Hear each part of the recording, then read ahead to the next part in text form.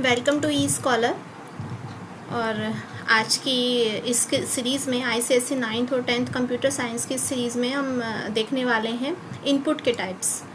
Java programming में हम कैसे यूज़र से इनपुट लेते हैं, हमारे इनपुट लेने के क्या तरीके होते हैं, तो वो चीज़ हम यहाँ देखने वाले हैं। बेसिकली इनपुट कराने के दो मेथड होते हैं, एक तो होता है स्कैनर क्लास और दूसरा होता है बफर रीडर क्लास। ठीक है, तो वन बाय वन मैं करके उसे एक्सप्लेन कर रही हूँ। फर्स्ट है हमारा स्कैनर क्लास। स्कैनर क्लास के अंदर क्या होता है, देखिए स्कैनर क्लास से जब हम इनपुट कराते हैं, ये यूज़र से इनपुट कराना होता है। सपोज़ कीजिए हमें कोई वैल्यू चाहिए जो यूज़र एंटर करे, कोई हमें स्ट्रिंग चाहिए, कोई टैक्स चाहिए जो यूज़र एंटर करे, तो हमें यूज़र से एंटर कराना पड़ेगा और उसके लिए हमें स्कैनर क्लास का यूज़ कर सकते हैं हम। तो ये स्कैनर क्लास यूज़ करने के लिए आप सबसे पहले उसे इम्पोर्ट करेंगे। जो स्कैनर क्लास होती है वो पैकेज होता है उसका java.util पैकेज, तो हमें पहले उसे इंपोर्ट करना पड़ेगा import java.util। और ये जो एस्ट्रिक का साइन लगा हुआ है, ये एस्ट्रिक का साइन किस लिए लगा हुआ है, ये एस्ट्रिक का साइन का मतलब ये होता है कि जो इस पैकेज के अंदर जितनी भी क्लासेस हैं अब वो सब हमारे लिए अवेलेबल हैं, हम उन सब में से किसी का भी यूज़ कर सकते हैं। ठीक है ना, तो ये फर्स्ट नंबर पर हमें सबसे पहले उस पैकेज को इंपोर्ट करना पड़ेगा। सेकेंड नंबर पर अब हमें स्कैनर क्लास का एक ऑब्जेक्ट तैयार करना है, scanner sc = new scanner system.in। आप कोई भी ऑब्जेक्ट बना सकते हैं, इस प्लेस पर आपको ऑब्जेक्ट का नेम रखना होगा। तो ये आपको ऑब्जेक्ट बनाना होगा। ऑब्जेक्ट बनाने के लिए क्या करेगा कि ये ऑब्जेक्ट बनाएगा और उसके बाद यूज़र से इनपुट कराएगा कि किस तरह से वैल्यूज़ को इनपुट कराएगा। अब इनपुट कराने के लिए अलग अलग तरह की वैल्यूज़ होती हैं, कुछ इंटीजर्स हैं, कुछ टैक्स हैं, तो वो हमने डेटा टाइप में पढ़ा था। पुरानी वीडियोस में आप चेकआउट करेंगे तो मेरे चैनल पर मिल जाएगा। तो वहाँ पर कैसे वैल्यूज़ को इनपुट कराया जाता है, वो अलग अलग उनके डेटा टाइप्स होते हैं। यहाँ कैसे इंटीजर को कैसे इनपुट कराएंगे, फ्लोट को कैसे, कैरेक्टर को कैसे, तो ये सब मैं बताने वाली हूँ। इंटीजर वैल्यू को इनपुट कराने के लिए सबसे पहले लिखेंगे आप scanner sc = new scanner system.in, यानी ऑब्जेक्ट बनाएंगे। और ऑब्जेक्ट बनाने के लिए अगर आपके पास इंटीजर वैल्यू है तो उसके ऊपर डिक्लेरेशन करने के बाद उसे इनिशियलाइज करेंगे पहले इंट a = जो भी कुछ वैल्यू डालना चाह रहे हैं। और उसके अंदर वैल्यू कैसे आने वाली है, तो यहाँ पर इंटीजर वैल्यू को एक्सेप्ट कराने के लिए इंट x = sc.nextInt। ओके, अगर कोई इंटीजर वैल्यू इनपुट करानी है तो इंट x, यानी ये किस तरह का हमारे पास वेरिएबल है, तो ये इंट है। अगर आपने पहले से डिक्लेयर कर रखा तो यहाँ पर इंट लिखने की ज़रूरत नहीं है। x = sc. ये sc क्या है, ये आपके इस ऑब्जेक्ट का नाम है। आप यहाँ पर जिस भी नाम से ऑब्जेक्ट बनाएंगे वो नाम यहाँ पर रख सकते हैं, sc.nextInt, और यहाँ पर हमारी वैल्यू स्टोर हो जाएगी। अगर कोई वैल्यू फ्लोट टाइप की है, फ्लोट वैल्यू को आप समझते हैं डेसिमल वाली वैल्यू है, अगर आपको इस तरह की वैल्यू स्टोर करानी है तो फ्लोट y = sc.next और फ्लोट, ये कैपिटल में ही बनना है। जिस तरह से लिखा हुआ है सब कुछ सेम एज इट इज़ होना चाहिए, तो आपकी फ्लोट वैल्यू उसके अंदर स्टोर हो जाएगी। यूज़र से आप फ्लोट वैल्यू एक्सेप्ट करा सकते हैं। अगर कोई कैरेक्टर वैल्यू इनपुट करानी है, कैरेक्टर वैल्यू में सिंगल कैरेक्टर होना चाहिए। अगर केवल एक कैरेक्टर को आपको इनपुट कराना है तो कैरेक्टर यानी कैर वेरिएबल का टाइप है, ये डेटा टाइप, और ch के नाम से वेरिएबल डिक्लेयर किया है sc.next.char@0, ये सिंगल कैरेक्टर को इनपुट कराने के लिए। इसी तरह से स्ट्रिंग वैल्यू को इनपुट कराना है, यानी पूरा नेम स्टोर करना है। अगर आपको स्ट्रिंग वैल्यू को स्टोर कराना है तो नेम या वर्ड स्टोर कराने के लिए sc.next। और अगर नेम से ज़्यादा यानी पूरा एक लाइन स्टोर कराना है, तो पूरा एक पैराग्राफ स्टोर कराना है, पूरा सेंटेंस स्टोर कराना है, तो नेक्स्ट लाइन का यूज़ करेंगे। स्ट्रिंग str वेरिएबल का नेम है = sc.nextInt। क्लियर, ये सब स्कैनर क्लास में आता है। अब बफर्ड रीडर क्लास आती है। बफर्ड रीडर क्लास के अंदर क्या होता है, बफर्ड रीडर के अंदर जो हमने पैकेज वहाँ पर java.util पैकेज इंपोर्ट कराया था, वो सेम पैकेज हमें यहाँ इंपोर्ट नहीं कराना होता, क्योंकि बफर्ड रीडर क्लास जो पैकेज में होती है वो java.io पैकेज में होती है। तो हम यहाँ पर डालेंगे import java.io और एस्ट्रिक सेम, यानी इसके अंदर की अब जितनी भी क्लासेज हैं वो सब कुछ हमारे लिए अवेलेबल है। ठीक है, इसके बाद buffered reader br = new buffered reader new input stream reader system.in। यानी ये हमारा ऑब्जेक्ट बना रहे हैं, उसमें जो हमने स्कैनर SC के नाम से ऑब्जेक्ट बनाया था, यहाँ पर हम बनाने वाले हैं buffered reader BR is equal to new buffered reader. अब न्यू बफर्ड रीडर कहाँ से लेगा ऑब्जेक्ट अपना, न्यू इनपुट स्ट्रीम रीडर से, और वो कहाँ से लेगा system.in से, ठीक है। और ये थ्रोज एक्सेप्शन ये लगाना ज़रूरी होता है बफर्ड रीडर क्लास में। अगर आपने कोई बफर्ड रीडर से बनाया है कि अगर कोई एक्सेप्शन है, कोई इनपुट आउटपुट का एक्सेप्शन आ रहा है, तो आप उसे रिमूव करोगे तो वो आप उसके अंदर वहाँ पर डाल देंगे। इनपुट स्टेटमेंट किस तरह से इनपुट कराया जाता है, यूज़र किस तरह से इनपुट करेगा, तो यूज़र इनपुट करेगा अगर कोई इंटीजर वैल्यू है तो ये नेम इंटीजर का डिक्लेयर किया है, int x is equal to integer dot parse int BR dot read line. यानी ये अगर आप इस तरह से स्टेटमेंट डालेंगे तो वहाँ पर कोई इंटीजर वैल्यू जो है वो आप इनपुट करा सकते हैं। और अगर कोई फ्लोट वैल्यू इनपुट करानी है तो फ्लोट वैल्यू इनपुट कराने के लिए फ्लोट डॉट पार्स फ्लोट डालना पड़ेगा, तो वहाँ से आप फ्लोट वैल्यू इनपुट करा सकते हैं। कुछ ज़्यादा नहीं होता, जिस तरह की वैल्यू होती है वहाँ पर उसी के डेटा टाइप लिखा जाता है। इंटीजर वैल्यू तो इंटीजर डॉट पार्स इंट है, फ्लोट वैल्यू है तो फ्लोट डॉट पार्स फ्लोट है, बाकी सब कुछ सेम रहता है। अगर एक बार स्टेटमेंट लर्न कर लेते हो तो उसके बाद ज़्यादा प्रॉब्लम नहीं होती है, हमें डेटा टाइप के अकॉर्डिंग उसमें छोटे छोटे से चेंजेस करने होते हैं। टू इनपुट कैरेक्टर वैल्यू, अगर कोई कैरेक्टर वैल्यू इनपुट करानी है तो CH सेम वेरिएबल का नेम है BR डॉट रीड लाइन और dot char at 0। Same function हमने वहाँ पर यूज़ किया था स्कैनर क्लास में, बट यहाँ पर लगता है BR डॉट रीड लाइन, ठीक है। उसके बाद आती है स्ट्रिंग वैल्यू। स्ट्रिंग वैल्यू के लिए BR डॉट रीड लाइन, यहाँ पर स्ट्रिंग वैल्यू आपकी जो सेंटेंस कराना है अगर आपको इनपुट, तो उसके लिए BR डॉट रीड लाइन लेना होगा। और अगर कोई सिंगल कैरेक्टर यूज़ कराना एक्सेप्ट करना है तो BR डॉट रीड लाइन के बाद कैरेट 0 भी लगेगा, यानी 0 कैरेट एक कैरेक्टर को तोड़ना है वहाँ से, तो वहाँ से आप कैरेट 0 लगा सकते हैं, ठीक है। तो ये कुछ चीज़ें हैं जो आपको देखनी होंगी कि किस तरह से हम बफर्ड रीडर और स्कैनर क्लास से अपने डेटा को इनपुट करा सकते हैं, अपने यूज़र से एक्सेप्ट कर सकते हैं वैल्यू। अब हम इसे प्रोग्रामिंग में यूज़ करने वाले हैं, तो मैं इसे बंद कर रही हूँ और मैं ब्लूजे ओपन करने जा रही हूँ। ब्लूजे में हम देखेंगे किस तरह से इसे ओपन किया जाता है।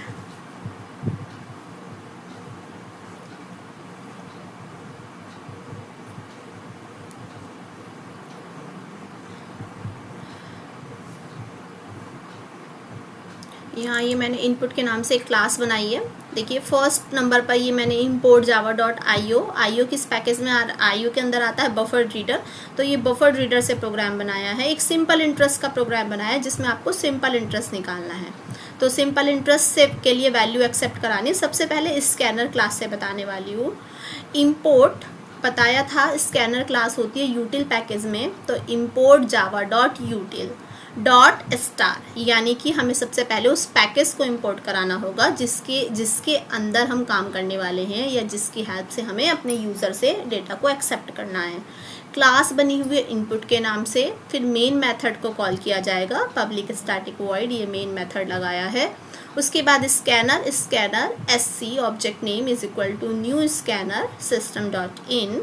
जो भी वेरिएबल की नीड है वो इंट टाइप के, मुझे 2 वेरिएबल चाहिए थे, प्रिंसिपल एक्सेप्ट कराने के लिए और रेट एक्सेप्ट कराने के लिए, तो मैंने यहाँ पर 2 इंटीजर टाइप के वेरिएबल लिए हैं। सबसे पहले यूज़र से इनपुट चाहिए, यानी यूज़र वहाँ पर हमें चाहिए एक मैसेज में जाना चाहिए कि भाई प्रिंसिपल डिस्प्ले कर दो वहाँ पर स्क्रीन पर, एंटर द प्रिंसिपल। तो मैंने यहाँ पर डिस्प्ले मैसेज डाला है SOPLN में, एंटर द प्रिंसिपल। अब वो जो प्रिंसिपल एंटर होने वाला है वो कहाँ पर जाना है, तो यूज़र कहाँ पर, जब यूज़र उसे एंटर करेगा तो वैल्यू कहाँ स्टोर करनी है, तो P नाम से, यानी प्रिंसिपल के नाम से एक वेरिएबल बनाया है। Principal is equal to SC dot next int, यानी कैसी वैल्यू है हमारी, इंटीजर टाइप की वैल्यू है, तो SC डॉट नेक्स्ट इंट, यानी यहाँ पर वो वैल्यू जाकर स्टोर हो जाए प्रिंसिपल। सेकेंड, अब क्या चाहिए, रेट चाहिए, तो SOPLN enter the rate enter हो जाए। रेट कहाँ, R वेरिएबल में जाना है, तो R is equal to SC dot next int, वो भी इंटीजर टाइप का वेरिएबल है, रेट आ जाएगा। System dot out dot print ln के अंदर फिर टाइम चाहिए कि टाइम कितना टाइम है यूज़र से, तो टाइम मैंने डबल में डाल दिया है। बाय द वे 2.5 है, 2.4 है, 3.5 है, पॉइंट में आना है तो यानी डबल टाइप का मैंने वेरिएबल डिक्लेयर किया। Double T is equal to S C dot next double. वहाँ पर इंटीजर टाइप की वैल्यू थी तो S C dot next int है, और यहाँ पर डबल टाइप की वैल्यू है तो S C dot next double है। अब डबल के बाद अब हमें क्या चाहिए, अब हमें चाहिए एस आई यानी सिंपल इंटरेस्ट। तो सिंपल इंटरेस्ट निकालने के लिए P into R into T होता है, तो यहाँ पर डाला हुआ है मैंने सिंपल इंटरेस्ट निकालेगा P into R into T, और यहाँ डिवाइडेड बाय 100। तो ये डिवाइडेड बाय 100 डालने के बाद ये आपका डिवाइड करेगा और सिंपल इंटरेस्ट निकाल देगा।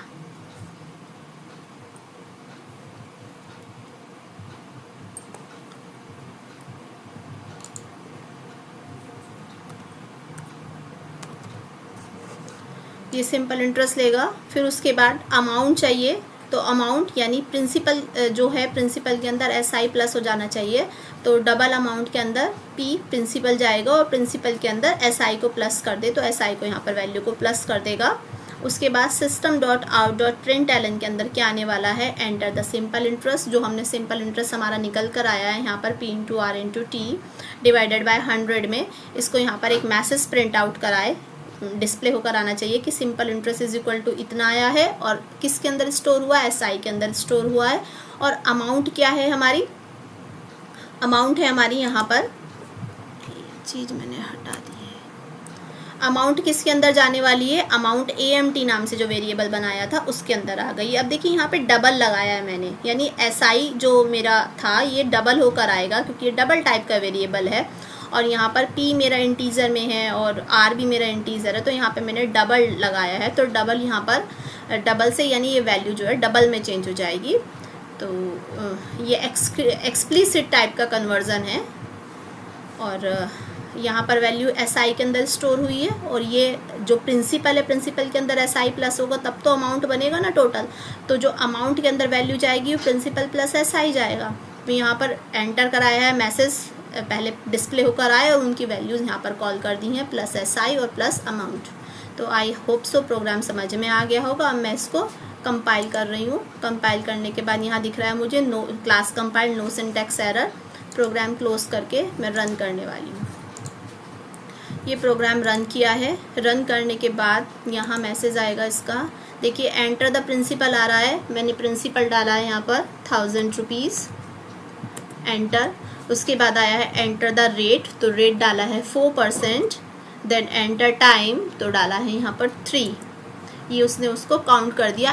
एंटर द सिंपल इंटरेस्ट, यहाँ पर जो भी message the simple interest is equal to भी डाल सकते हैं, तो simple interest is equal to 120 rupees and the amount is equal to 1000 rupees. उसमें प्लस हुए हैं ना, तो देखो 1000 और यहाँ 120 प्लस हुए तो 100120 रुपीज़ यहाँ पर ये इसने डिस्प्ले कर दिया।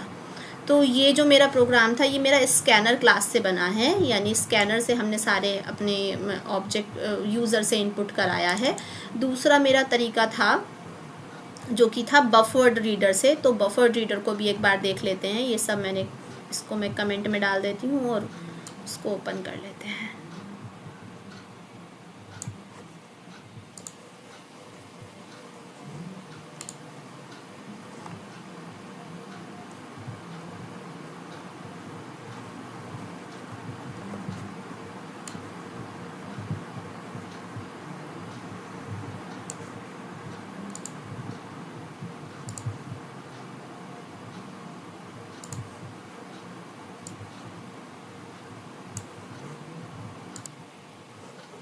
तो ये सारी मैंने अनकमेंट कर दिया इसको। अब वन बाय वन हम देखते हैं एक एक लाइन करके। फर्स्ट, बफर्ड रीडर के थ्रू हम यूज़र से एक्सेप्ट करने वाले हैं वैल्यू, तो इम्पोर्ट java.io पैकेज, यानी IO पैकेज में बफर्ड रीडर क्लास से होती है, तो इसलिए हमने पहले IO पैकेज को कॉल किया। उसके बाद क्लास है इनपुट के नाम से, public static void main method को लगाया अपना, और देखो मैंने बताया था यहाँ पर थ्रोज IO एक्सेप्शन यहाँ पर डालना पड़ता है इनपुट के और आउटपुट के एक्सेप्शन के लिए, तो वो लगा दिया यहाँ पर। फिर उसके बाद अब ये स्कैनर, वहाँ पर हमने स्कैनर से ऑब्जेक्ट बनाया था, तो स्कैनर ऐसे करके यहाँ पर buffered reader BR is equal to new buffered reader और new stream reader system dot in, यानी ये ऑब्जेक्ट बना लिया है BR। ये BR जो है ऑब्जेक्ट का नाम है। अब ऑब्जेक्ट बनाने के बाद हमें क्या चाहिए, हमें यूज़र से सबसे पहले हमारी जो स्क्रीन पर मैसेज आना चाहिए कि भाई एंटर कर दीजिएगा प्रिंसिपल को। तो system dot out dot println enter the principal. Principal कहाँ जाने वाला है, हमें जो यूज़र वैल्यू डालेगा वो हमें कहाँ स्टोर करानी है, तो वो इंट टाइप का ये p नाम से एक वेरिएबल बनाया है, उसमें हमें वो वैल्यू स्टोर करानी है। तो इंटीजर डॉट पार्सेंट, उसमें था sc डॉट नेक्स्ट इंट, है ना। तो ये तरीका है, बस थोड़ा सा चेंज होता है, जो बफर रीडर में अलग होता है और स्कैनर में अलग होता है। तो यहाँ पर इंटीजर डॉट पार्सेंट और BR डॉट रीड लाइन, यानी रीड लाइन यहाँ पर हमारे जो प्रिंसिपल डाले यूज़र वो यहाँ पर स्टोर करा लो। उसके बाद SOPLN में टाइम स्टोर कराना है, तो इस तरह से ही टाइम स्टोर कराया गया है। और उसके बाद हमें रेट स्टोर कराना है, तो यहाँ पर रेट भी स्टोर करा दिया गया है। रेट के बाद यहाँ पर ये रेट मैंने फ्लोट में स्टोर कराया। आप जैसे भी रिक्वायरमेंट हो कि लगता है कि मेरी प्रिंसिपल भी डेसिमल में हो सकती है, तो आप इसे भी यहाँ पर भी डबल या फ्लोट में डाल सकते हो। उसके बाद ये सब एक्सेप्ट कराने के बाद अब SI के अंदर क्या जाने वाला है, SI फ्लोट टाइप का है, क्योंकि एक वैल्यू भी अगर फ्लोट में हुई तो डेसिमल में आंसर आएगा। तो फ्लोट टाइप की SI लिया है, P into R into T, यानी principal into time into rate और डिवाइडेड बाय 100। ठीक है, तो ये फ्लोट में डाल दिया यहाँ पर। और इसी तरह से अमाउंट के अंदर क्या जाने वाला है भाई, ये जो SI निकल कर आए, यानी जो principal into time into rate divided by 100 करके आंसर आए, उसको उसमें क्या प्लस कर दो, उसमें प्रिंसिपल और प्लस कर दो साथ में, तब तो टोटल अमाउंट बनेगी। तो टोटल अमाउंट बनाने के लिए SI में प्रिंसिपल प्लस करिएगा, तो amount is equal to SI plus P। इतना ये सारी कैलकुलेशन वाला काम हो गया। अब क्या है, फाइनल हमें रिजल्ट को डिस्प्ले करना है। तो रिजल्ट डिस्प्ले करने के लिए SOPLN टोटल इंटरेस्ट, टोटल यहाँ डाल सकते हैं total simple interest, total simple interest is equal to SI। और यहाँ पर टोटल अमाउंट कितनी बनने वाली है, वो अमाउंट AMT के अंदर यहाँ स्टोर हो रही है और सिंपल इंटरेस्ट यहाँ स्टोर हो रहा है, तो प्लस SI और प्लस अमाउंट। बस ये अपनी प्रोग्रामिंग कंप्लीट हो गई है। क्लास को क्लोज किया और ये कंपाइल करा देते हैं। क्लास कंपाइल हो चुकी है, उसके बाद क्लोज, देन रन करते हैं अपने प्रोग्राम को। ये मैं यहाँ से क्लियर कर देती हूँ। 1000 वैल्यू 1000, टाइम डाल देते हैं 4 और ये डाल देते हैं 3। देखिए सेम वैल्यू आ गई है हमारे पास। 120 रुपीज़ तो सिंपल इंटरेस्ट है और टोटल अमाउंट बन रही है 1000 तो देखिए सेम हमें आउटपुट मिल रहा है, लेकिन हमें यूज़र से वैल्यू एक्सेप्ट कराने का तरीका अलग है। एक है स्कैनर क्लास से और दूसरा है बफर रीडर क्लास से। तो ये चीज़ क्लास 9th और 10th में दोनों में ही बफर रीडर और स्कैनर क्लास से प्रोग्रामिंग करने के लिए आती है। तो इस चीज़ को बहुत अच्छे से समझ लीजिए। आप एक बार देख लीजिए किस तरह से ऑब्जेक्ट बनाया जाता है, किस तरह से उसके अंदर वैल्यूज़ स्टोर कराई जाती हैं। होप सो वीडियो समझ में आ गई होगी। अगर नहीं समझ में आई तो वीडियो को पॉज कीजिए और उस चीज़ को दोबारा से देखिए। और अगर वीडियो अच्छी लगी हो तो लाइक कर देना। And thank you for watching.